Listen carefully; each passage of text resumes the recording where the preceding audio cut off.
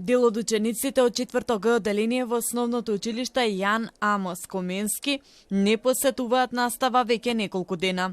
Родителите објаснуваат дека причината е ученик кој во петокот физички ја нападнал наставничката и неколку соученици.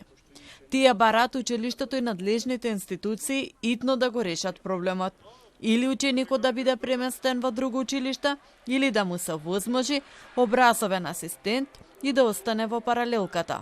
Со само тоа што ви кажав дека у прво и второ одделение ученикот имаше пратител, доволно говори вајда за некои работи, какви биле, а какви се сега во последниве 2 години. И зашто тој пратител е воопшто тргнат.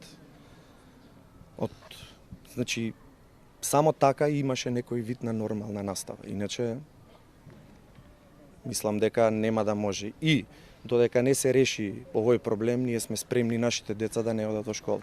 Ако толку деца треба да останат необразувани заради еден оваков проблем, тогаш и на тоа сме спремни.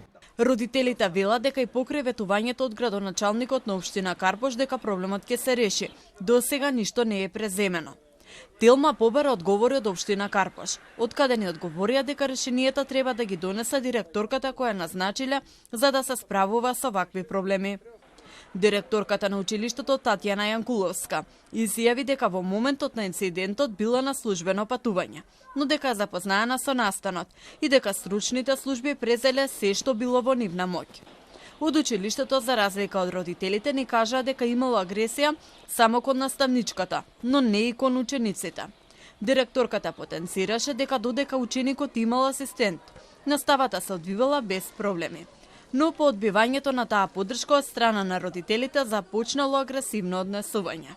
Информирана сум дека имало тропање на масата пошто ученикот се вознемирил и действувал агресивно само кон наставничката, но по кусо време се смирило и наставата продолжила нормално. По некое време на наставничката и се слушило и била повикана брза помош. Случајот бил пријавен до сите надлежни институции. Ученикот до петок ќе остане дома. Во контакт сме со сите надлежни институции и работиме на решавање на проблемот. Ги повикувам родителите на сите ученици да ги вратат на настава затоа што во спротивно ќе добијат неоправдани. Ваквите информации ги потврди од Министерството за образование и наука.